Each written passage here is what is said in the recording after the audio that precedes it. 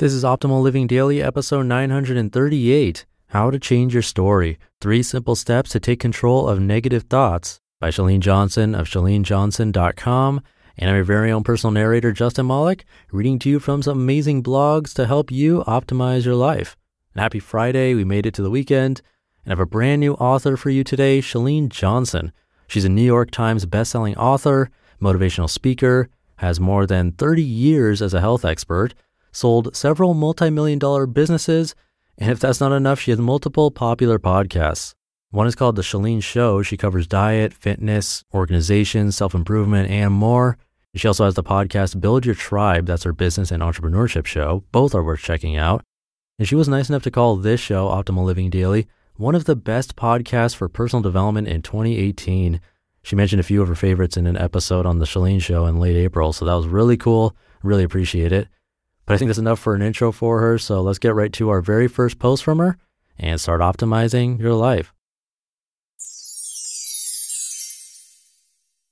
How to Change Your Story, 3 Simple Steps to Take Control of Negative Thoughts by Chalene Johnson of ChaleneJohnson.com. Not too many years after I moved from Michigan to California, I was teaching fitness classes before and after work. By day, I worked as a paralegal for a Southern California law firm. Before and after my job that paid the bills, though, I was teaching fitness classes at any gym that would hire me. I loved dance, music, and martial arts, and I kept playing around with new ways to combine these things to give people a workout that was powerful, fun, and different. There were plenty of not-so-good classes I taught. One such class started with about 30 eager spandex-clad participants. As I tested the moves and music, things began to get awkward. Which is weird because it all worked so brilliantly at home in my apartment, instructing my audience of walls and furniture. Anyway, the first person walked out. Okay, no biggie. Then the second. And then the third, the fourth, until it was just me and one very lonely student. I think she felt sorry for me. Eventually, though, it all came together, and that program I spent so many hours developing became the most popular format in Southern California clubs. The program was called Turbo Kick. Other instructors actually wanted to learn it. Whoa. Before any success, there's always loads of experiments. So I set out to develop a video program that would teach other instructors how to teach this format. Even though I'd created the workout, I couldn't bear the idea of being the person in the videos teaching the workout. That was a painful and terrifying thought. When I imagined being in the video teaching my own workout, I was terrified. No way did I think I was good enough on any level. I was certain people would think I was too short. I was too new to fitness. I figured people would say stuff like, "Who does this girl think she is? Isn't she a paralegal? Oh man, she's terrible on camera. She doesn't look like a fitness person. She's too soft. Her face is crooked. She talks weird." No one said these things to me, of course. These were the things I was saying to myself. This was the story in my head. Things didn't change until one day I had rented a gym to film another series of videos. I was there to direct the talent, but that day, the person I had hired to be on camera didn't show up. I had just had a baby. I felt frumpy, self-conscious, and ill-prepared.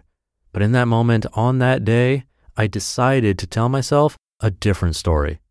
Like, people would be relieved to see someone on camera who looked like them. Women felt inferior being made to watch those other fitness stars, and seeing me on camera would help them feel accepted and normal.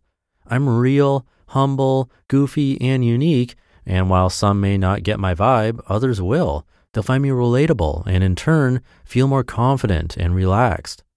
When I had hired other fitness pros to star in my videos, the company barely eked by. Once I changed my story and put myself out there, our business exploded. Today, my workout videos are featured in #1 infomercials. I'm in the Guinness Book of World Records for having starred in the most fitness videos, and most importantly, I've been able to help tens of millions of people fall in love with fitness. Praise. I think almost every problem, every limit we experience in life can be traced back to the stories we tell ourselves. There may be plenty of reasons why we hold on to these stories, but we have the power to change them. When you change your story, you change the outcome and you change your life. Let me suggest 3 ways to take control of the story you're telling yourself, whatever it is, from love life to career status to health and everything in between. Step 1, identify the story. It doesn't matter where it's coming from or whether it's true or not. Just recognize that it's what you've been thinking about you. This is how. Jot down some of the statements you allow to bounce around in your head. For example, love life. All the good guys are taken. Career status. I'm too old to quit and seek out my passion. Health. My family members are all overweight, so it's in my DNA. Write them down word for word. Transcribe it from your head, even if you're embarrassed to accept that these are your thoughts. Step 2, write a children's book. Yeah, for real. Imagine the outcome you want or the ideas you wish to instill in an impressionable child. What would the story read like? Here's a fun fact. The best-selling children's books have about 30 positive phrases. I want you to rewrite your story in the form of a children's book. Simple, positive, uplifting, and first-person affirmations. I have the potential to do anything I set my mind to. I am beautiful for so many reasons. I have more knowledge and determination than ever before. I'm making progress every day. I'm so much closer than I realize. I love how strong I'm feeling. Step 3, read, repeat, read, repeat. Start telling yourself the new story. When my children were young, each night I read them the same 3 children's books. Long before they could read, they knew every word and had committed them to memory simply because of repetition. I want you to put your words on paper, maybe transfer them to your phone, and turn it into a real book. Read and repeat the story over and over again and accept it as your new story. Changing my story changed everything for me, and it didn't take long. It happened because I applied my determination mindset at all costs. I had to make a decision to change my story with just a moment's notice on that life-altering day. Eventually, I was able to apply this technique to every area of my life, and every part of my life changed. It didn't happen overnight, but more quickly than I expected. We have stories we tell ourselves about our relationships, our financial situation, our home, our abilities, our potential. Today, I ask you to focus on the story on the main aspect of your life you want to change. Master this technique and then apply it to any area of your life that you want to improve. Change your story, improve your outcome, transform your life.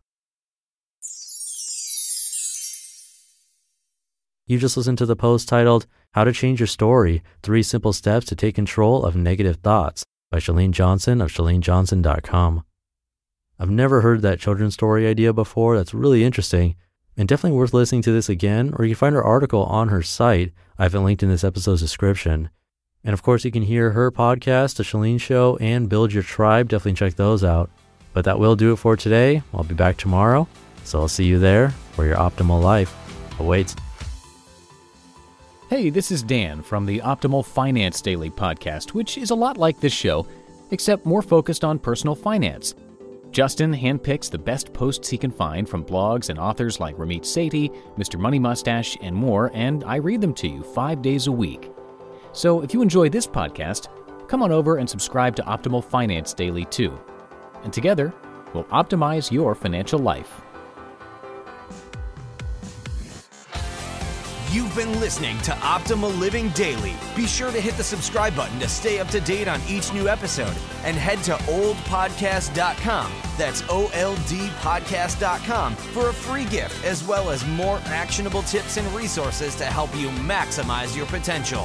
Thanks for joining us, and remember, your optimal life awaits.